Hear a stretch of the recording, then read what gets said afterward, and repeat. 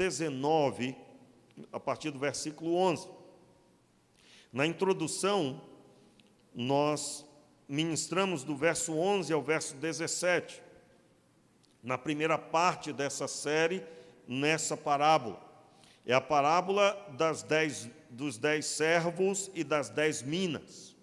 E eu quero ler com você a palavra de Deus, por gentileza, versículo 11, capítulo 19 de Lucas, verso 11 em diante, diz assim: ouvindo eles estas coisas, Jesus contou uma parábola porque estava perto de Jerusalém e pensavam que o reino de Deus havia de se manifestar imediatamente. Disse ele: certo homem nobre partiu para uma terra distante para tomar para si um reino e depois voltar. Chamando 10 servos seus, deu-lhes 10 minas e disse-lhes: negociai até que eu volte. Os habitantes daquela terra, porém, o odiavam e mandaram após ele representantes, dizendo: não queremos que este reine sobre nós. Voltando ele, depois de ter tomado o reino, disse que lhe chamassem aqueles servos a quem tinha dado o dinheiro para saber o que cada um tinha ganhado negociando. Veio o primeiro e disse: Senhor, a tua mina rendeu 10 minas. Verso 17 e 18, todos nós. Respondeu-lhe: bem estás, servo bom, porque no mínimo foste fiel, sobre 10 cidades governarás. Veio o segundo e disse: Senhor, a tua mina rendeu 5 minas. E a este disse também: governas tu sobre 5 cidades. Veio outro, dizendo: Senhor, aqui está a tua mina, que guardei num pano. Tive medo de ti, que és homem rigoroso, que tiras o que não depositaste e colhes o que não plantaste. Ele, porém, lhe respondeu: mau servo, pela tua boca te julgarei. Sabias que sou homem rigoroso, que tiro o que não depositei e colho o que não plantei? Por que, pois, não puseste o meu dinheiro no banco, para que eu, vindo, o recebesse com juros? Então disse aos que o que assistiam: tirai-lhe a mina e dai ao que tem 10 minas. Eles responderam: Senhor, ele já tem 10 minas. Eu vos digo, vamos lá juntos, os 2 versículos finais. Eu vos digo que a qualquer que tiver lhe será dado, mas ao que não tiver, até o que tem lhe será tirado. Quanto àqueles meus inimigos que não quiseram que eu reinasse sobre eles, trazei-os aqui e matai-os diante de mim. Meu Pai, tenha misericórdia de nós, nos dê capacidade de entendermos a Tua palavra. E sabemos, Pai, que isso é possível por meio do Teu Espírito Santo. Nos ajude, meu Senhor, concedendo a nós a mão poderosa do Senhor, agindo por meio da Tua manifestação, a manifestação do Espírito do Senhor em nós. No nome de Jesus, amém. Meus amados, conforme havíamos observado na pregação anterior, o objetivo da parábola está muito claro no versículo 11.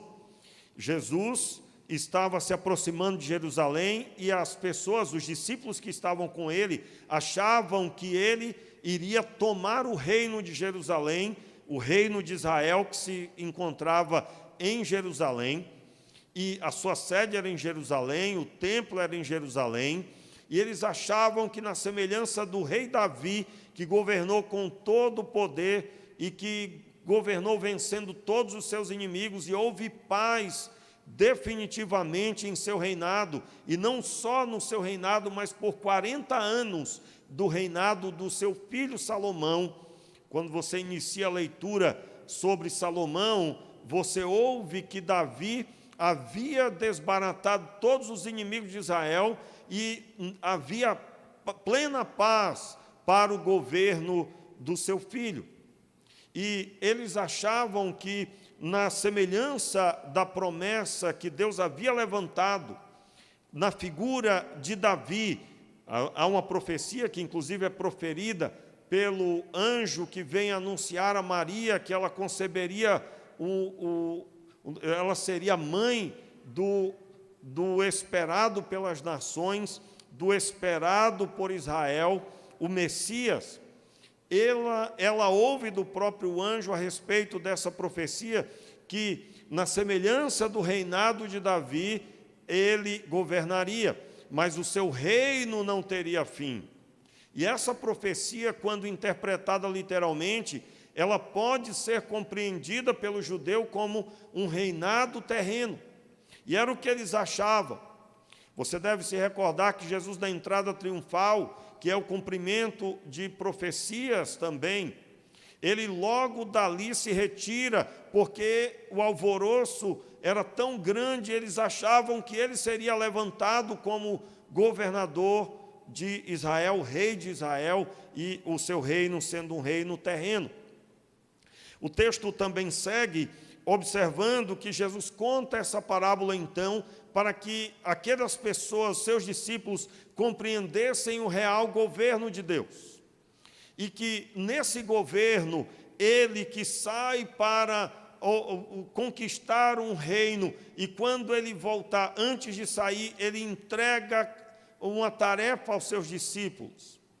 E entregando essa tarefa, ele presta contas, ele requer deles a prestação de contas, quando ele voltar após ter conquistado o reino prometido, conforme está aí no versículo 15. Voltando ele, depois de ter tomado o reino, disse que lhe chamassem aqueles servos a quem tinha dado dinheiro, para saber o que cada um tinha ganhado e negociando.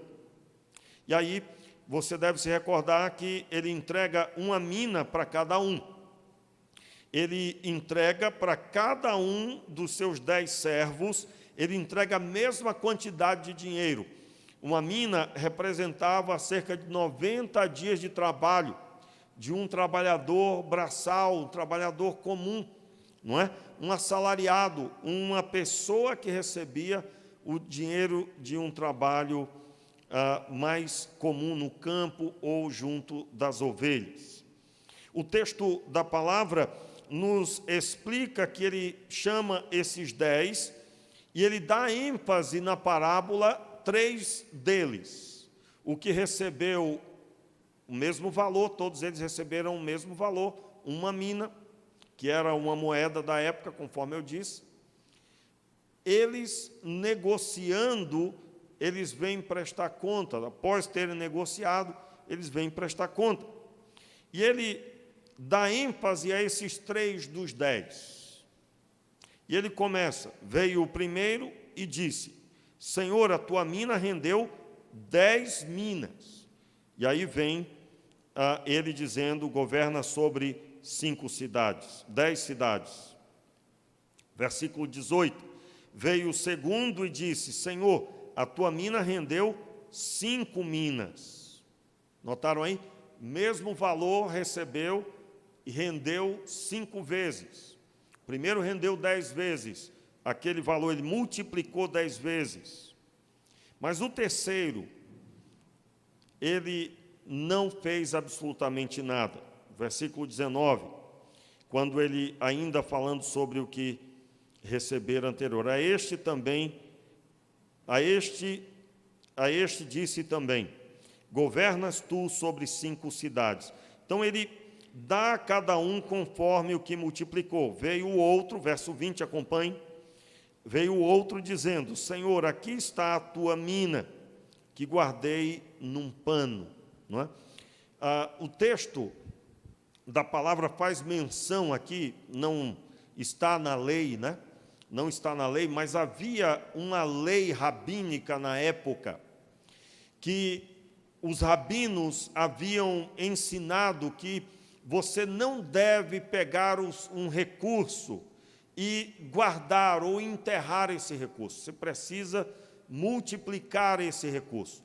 E havia, numa escritura de uma lei rabínica da época, e Jesus usa isso, que era um conhecimento comum da época no judaísmo, que a pessoa não deveria pegar o dinheiro, enrolar num pano e colocar num lugar, aquele dinheiro parado, né? Como se fosse enterrar esse dinheiro. Isso não tem na Bíblia, isso não está na lei, isso era um ensino rabínico, considerado uma lei rabínica. E eu estou citando isso porque fortalece mais ainda o entendimento do que eu tenho ensinado, não é? As parábolas que Jesus utilizava era do cotidiano das pessoas. A parábola que Jesus utiliza aqui, mais uma vez, utiliza o conhecimento do povo para ensinar a respeito do reino de Deus. Então, quando ele cita aqui que esse homem enrolou num pano, o que se dá a entender é que os seus discípulos haviam ouvido e dito, é como que eles dissessem: opa, isso não pode. Porque eles vinham de um ensino onde todos sabiam que era como um pecado você obter um recurso na mão e você enrolar num pano e não fazer nada com ele para multiplicá-lo. Irmãos, eu quero abrir um parênteses aqui, né, dessa fala, porque eu acredito que você está pensando assim, não é? Ou passou pela sua cabeça, mas a Bíblia fala sobre isso? Fala, meu irmão, fala.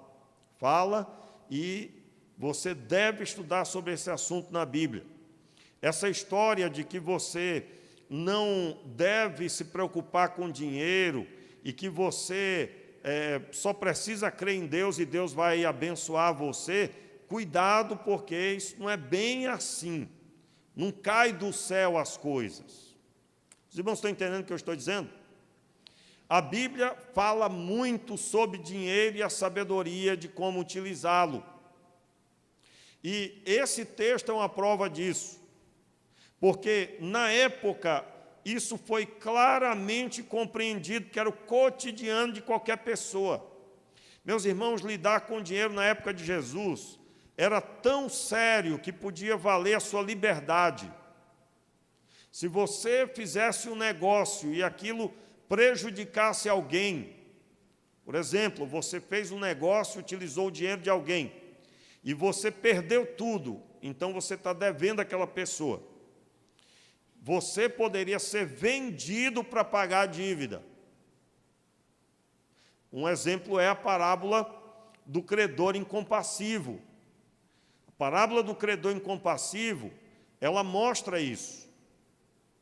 Ele tinha uma dívida impossível de ser paga. Ele seria vendido juntamente com sua família. Pode ler lá. Eu me lembro uma vez que eu dei um estudo bíblico sobre isso, eu digo: irmãos, como seria bom esse tempo voltar, né? Ninguém riu, ninguém se alegrou. Por quê? Porque se esse tempo volta, você ia ver uma multidão de pessoas tomando muito cuidado, correndo para aprender a lidar com dinheiro. Você ia ver somente quem fosse mesmo mentalidade criminosa agindo de qualquer jeito. Como assim mentalidade criminosa? Uma pessoa, por exemplo, fazer um cheque, né, porque ainda existe, fazer um cheque sabendo que não vai pagar. Isso é uma mentalidade criminosa. Não adianta, mas pastor, que é isso? É mentalidade criminosa mesmo. Você vai dar um cheque mentindo e sabe que o cheque não vai ter fundo. Claro que aqui isso não existe entre nós, né, irmãos? Estou falando para as paredes, né? Mas eu estou dando um exemplo para você. Isso não aconteceria na época de Jesus. Agora, qual é o grande problema?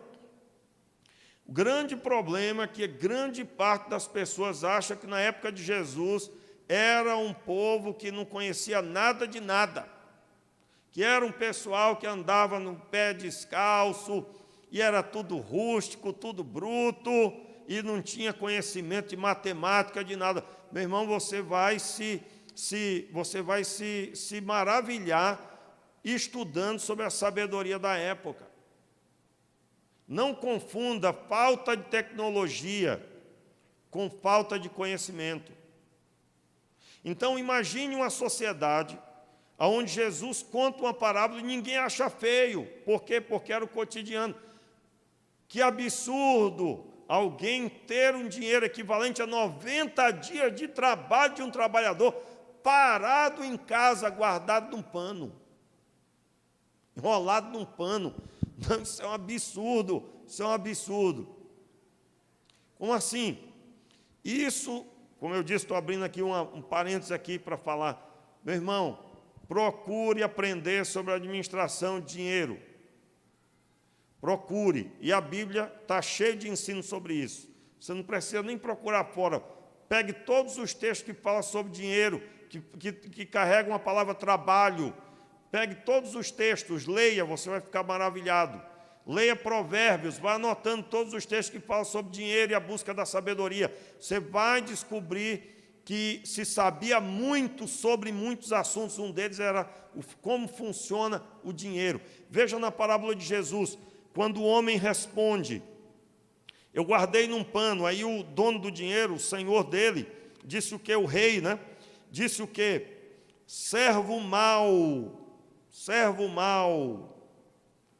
Versículo 22, ele, porém, lhe respondeu, mau servo, pela tua boca te julgarei. Aí ele diz no verso 23, por que, pois, não puseste o meu dinheiro no banco para que eu, vindo, o recebesse com os juros? Só para você ter uma ideia sobre a administração do dinheiro. Quem é que já leu o livro O Homem Mais Rico da Babilônia? Só 2 pessoas, não é possível, meu Deus. Eu já falei desse livro aqui tanto, meu pai. Tem aí no stand? Tem no stand. Faça a fila no final do culto e compre. O Homem Mais Rico da Babilônia, irmãos. Não é possível, só 2 aqui leram. Vamos lá, levanta a mão aí, quem leu?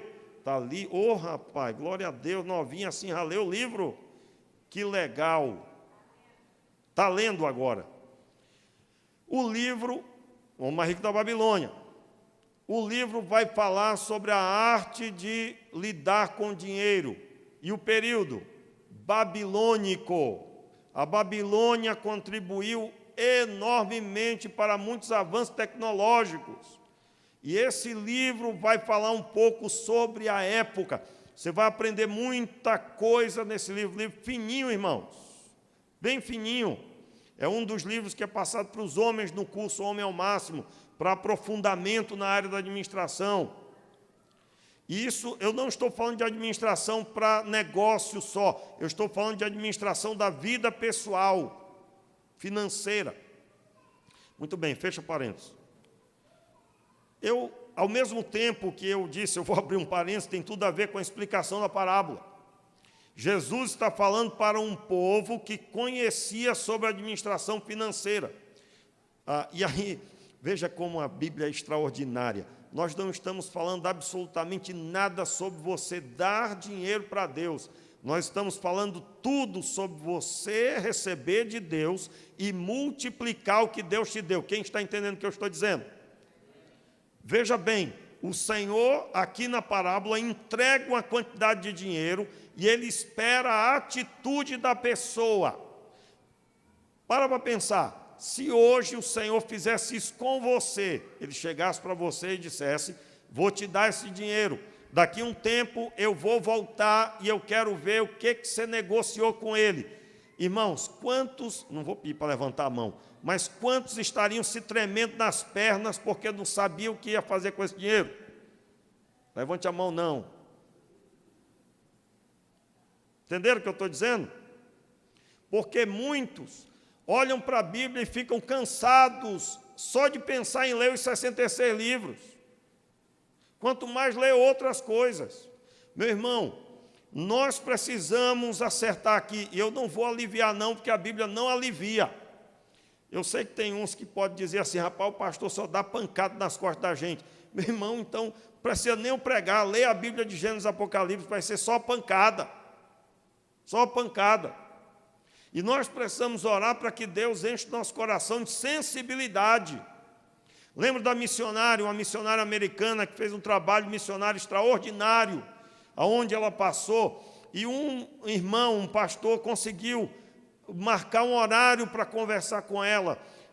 Esse pastor até o Senhor já o recolheu, mas eu me lembro de uma pregação que ele contou. Ele disse, olha, eu perguntei a ela como que ela conseguiu tanto sucesso no trabalho missionário. E ela então disse que foi lembrando de tudo que Deus havia falado com ela na bonança. Ela lembrava na luta o que Deus tinha falado na bonança. Nos cursos, no retiro, estou dando um exemplo, parafraseando, no momento que você estava lá, no melhor momento de oração, e Deus falando ao coração, na hora da luta, na hora que estava no deserto, ela lembrava disso. Em outro momento, da mesma forma, essa missionária, um dia pegaram a Bíblia dela assim, a Bíblia dela estava assim em algum lugar, e alguém pegou para folhear. E aí depois foi falar com ela. Eu disse, olha, eu fiquei curioso, a sua Bíblia está cheia de marca de água, pingos d'água, a senhora lia na chuva? Como é que era isso? Né? A pessoa como perguntando assim. E aí, irmãos, depois de um diálogo, o que foi que descobriu? Descobriu que ela, enquanto lia a Bíblia, ela começava a chorar muitas vezes, lendo a Bíblia, e vendo a distância da vida dela e o que ela estava lendo. Vendo como ela estava distante de alcançar aquela estrutura de santidade de tantos homens e mulheres de Deus. Então ela acabava se derramando. Que Deus enche o nosso coração dessa sensibilidade, irmãos. Por quê? Porque o texto da parábola diz que é preciso, então, para receber a missão de Deus, como eu disse, eu não posso aliviar, porque eu não tenho como aliviar. O que seria aliviar, irmãos? Vai dar certo, irmão. Pastor, não leio a Bíblia faz 2 meses. Vai dar uma bênção. Aleluia, né? Ainda diz aleluia no final. Não posso fazer isso. Faz o que então? Meu irmão, se você não lê a Bíblia, você não ora, você está morto espiritualmente, você está desnutrido espiritualmente. Você não tem condições de dizer eu tenho fé, porque a fé vem pelo ouvir da palavra. Se você ouve a palavra e quando lemos ouvimos, então sua fé está em pé. Então nós precisamos não só de ler, mas precisamos da sensibilidade ao ler, de olhar para a Escritura e dizer, essa palavra aqui é para mim, e eu estou me enquadrando nessa palavra, eu estou distante dela. Veja, quando Deus chama 10, entrega o mesmo valor para cada um. E eu fico me lembrando, irmãos, que Deus, quando nos chamou, deu a mesma coisa para cada um. Deu o Espírito Santo a cada um. Só que tem uns que estão cheios do Espírito e outros que só se recordam que entregaram a vida a Jesus. Você vai encontrar pessoas que nunca tiveram condições de carregar a própria vida, estão sempre precisando de ajuda, estão sempre vacilando nos seus pecados. E outros não, que estão em pleno vigor, crescendo de glória em glória, de experiência em experiência para a glória de Deus. E que Deus nos conceda tudo isso. Mas a parábola denuncia que para receber a missão, você tem que ter estrutura, você tem que ter capacidade, você tem nas suas mãos algo de valor. E, em resumo, a parábola não está falando de dinheiro, ainda que usou a figura do dinheiro, mas está usando a figura do valor financeiro para dizer que quando Deus chama, Ele dá uma missão, e essa missão é uma missão de grande valor. E ela não pode parar naquilo que Ele te deu, mas ela tem que ser multiplicada, e ela deve ser multiplicada conforme a capacidade. A capacidade do primeiro era tremenda, de tal forma que ele pega uma mina e transforma, multiplica ela, negociando ao ponto de chegar a 10 minas. A capacidade do outro alcança 5 minas, mas o terceiro citado, ele não tem capacidade nenhuma. Ele acha que conhece o rei, ele acha que sabe como o rei deseja ser agradado, mas ele não sabe de nada. Veja, o versículo diz sobre isso: veio outro dizendo: Senhor, aqui está a tua mina, que guardei num pano. Tive medo de ti. Note, tive medo de ti. Irmãos, se tem um sentimento que não faz parte de quem anda em santidade, é o medo. Porque o medo, a sua raiz é o pecado, é a ausência de Deus. Preste bem atenção, porque vai que alguém fica chateado aí. Meu irmão, o que eu estou falando aqui é para abençoar a sua vida, não é para poder listar, porque nós vivemos num tempo agora que você não pode falar nada que magoa, que chateia, e as pessoas querem ser agradadas na sua própria vontade. Eu quero dizer aqui hoje à noite que você não está aqui ouvindo a palavra de Deus para ser agradado, mas para ouvi-la de verdade, você tem que sim ser incomodado pela palavra. Está incomodando seu coração? Se alegre, porque é sinal que o Senhor está ministrando seu coração. Se no final você dizer: oh, aleluia, não tenho nada para mudar na minha vida, meu irmão, você está que nem aquele que subia no foco da lanterna. Lembra da história? Quem lembra aqui dessa história? Não lembra, não? Rapaz, não é possível. Já contei 10.000 vezes essa história aqui, né? Irmãos, é incrível, né? Eu contei aquelas 2 histórias aqui, domingo, e aí eu fiquei maravilhado que a minha mulher disse: rapaz, de onde é que tu tira essas histórias? Eu digo: rapaz, mas eu contei um monte de vezes essa história, tu estava todas as vezes, não lembro. Né? 2 loucos estavam internados e eram muito amigos. E então um disse para o outro: essa noite Deus me visitou e disse que eu era o melhor filho dele. O melhor filho que tinha era eu. Aí o outro ficou coçando a cabeça e olhou e disse: não me lembro de essa noite ter falado com você. Né? Foi horrível, né? Mas, ou seja, se você está hoje aqui dizendo, eu estou pregando, e você já se sente o bam, você já se sente a pessoa, meu irmão, você presta atenção, começa a pedir misericórdia, porque o mais santo, ele vai sentir vontade de chorar.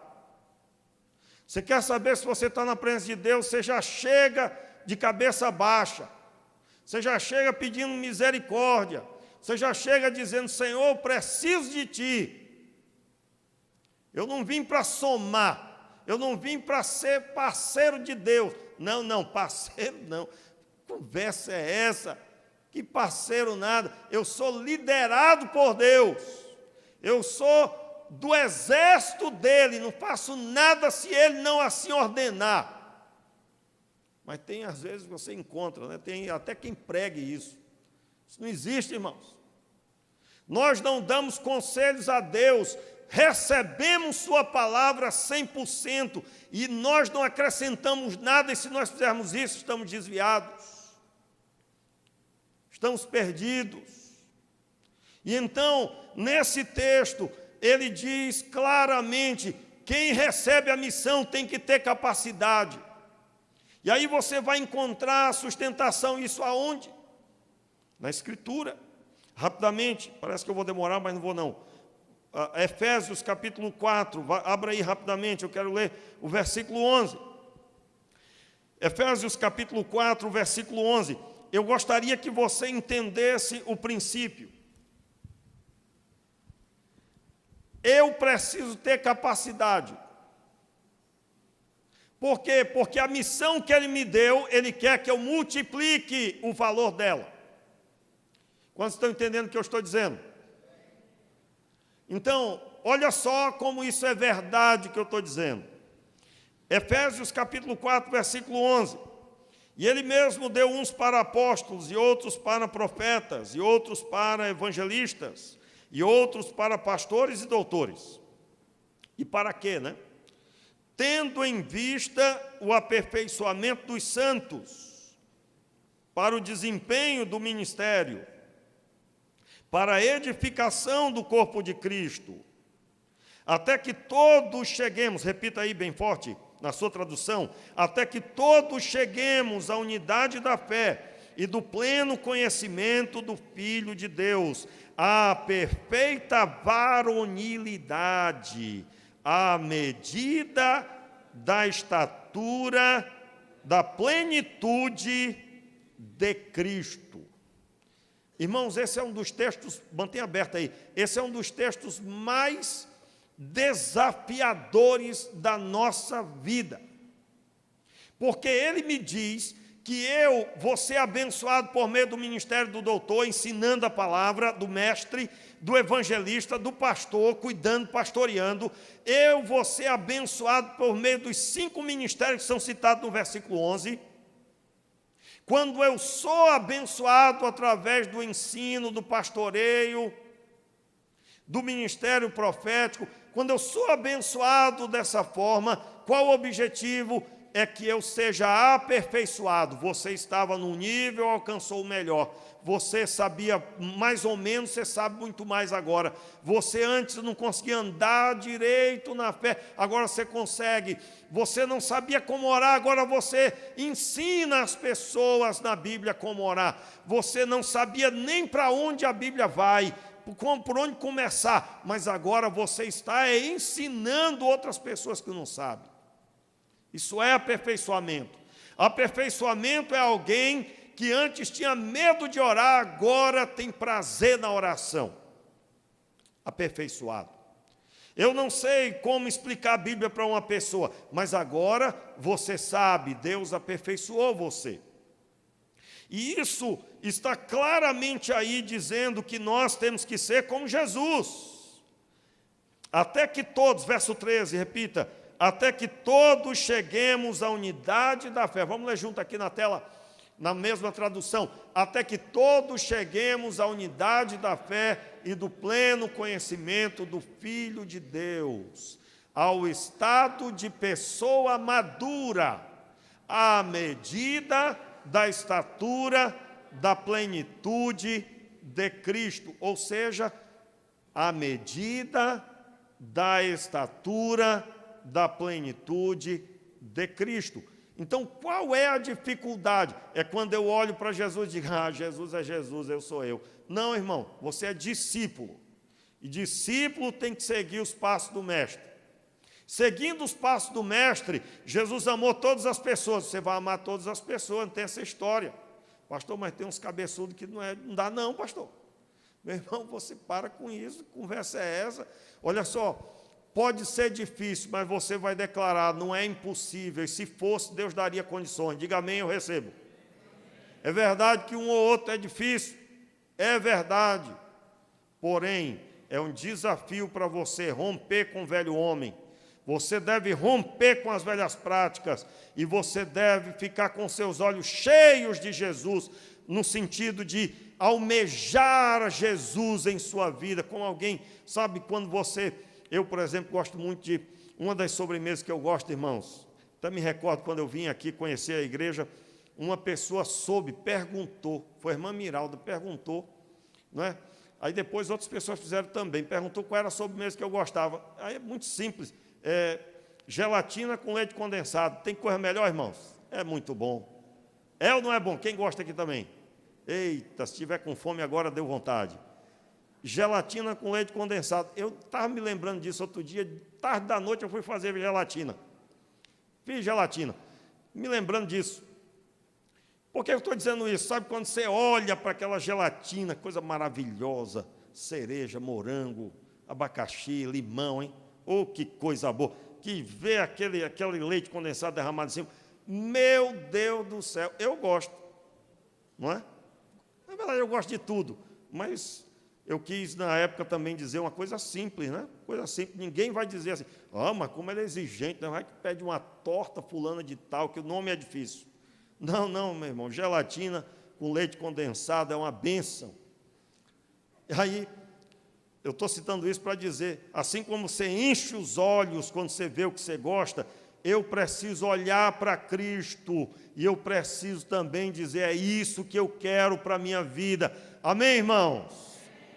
Você precisa olhar para o Cristo crucificado e dizer, é isso que eu quero para a minha vida. Como assim? Eu preciso morrer todo dia para a minha própria vontade e para Cristo viver para a glória de Deus, em Cristo viver para a glória de Deus. Então esse texto deixa muito claro que o objetivo de Deus é nos conduzir para uma vida madura e então uma vida de capacidade.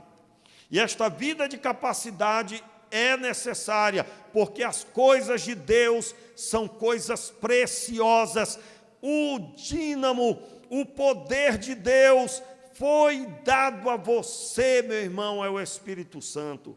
Eu gosto de lembrar sempre, Deus poderia ter feito um castelo de pedras preciosas e ouro finíssimo e colocado o Espírito dele lá, mas Ele quis colocar dentro de nós e Ele assim o fez. Então, isso tem muito valor, é um valor inestimável. E você precisa saber lidar com isso que Deus te deu.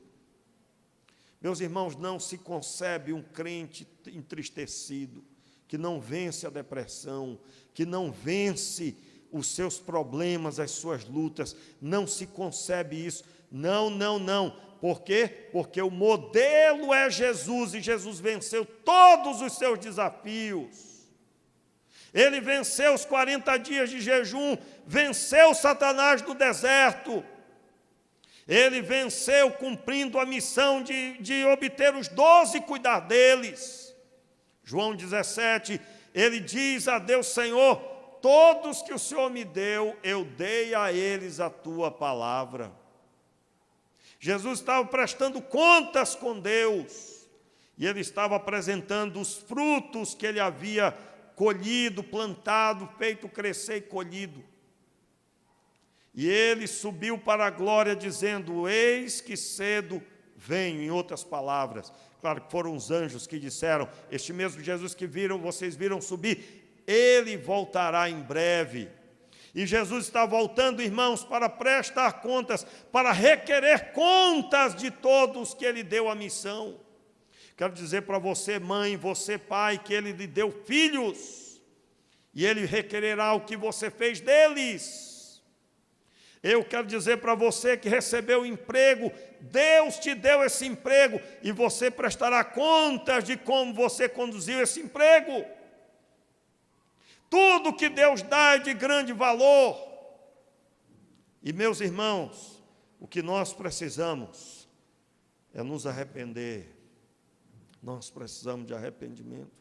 Porque, meus irmãos, quando falamos desse assunto, alguns confundem. O pastor está querendo levantar novos líderes na igreja. Ele quer que eu seja líder, ele quer que eu seja líder. Não, meu irmão, não estou falando disso. Eu estou falando do poder do Espírito que tem que estar livre e solto aí na sua vida.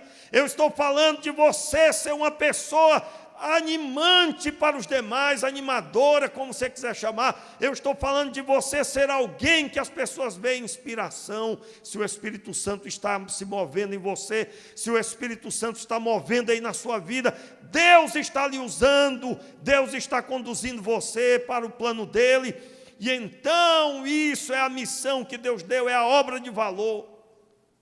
Eu creio plenamente, irmãos, que o Senhor Deus está fazendo isso. E eu quero orar com você agora. Fique de pé no seu lugar. Como eu disse, tem muito material aqui. Eu vou terminar na quarta-feira. Tem muita coisa, principalmente no final, quando ele manda matar na presença dele todos que não queriam que reinasse sobre ele, que ele reinasse sobre eles. A parábola, irmãos, não posso deixar que esses trechos da parábola fiquem sem a explanação e a ministração do Senhor em nós. Então nós teremos tempo na quarta-feira, mas hoje o Senhor Deus está te chamando a um concerto. O que é que você tem feito do que Deus tem dado a você? O que é que você tem feito de tudo que Deus já injetou na sua vida?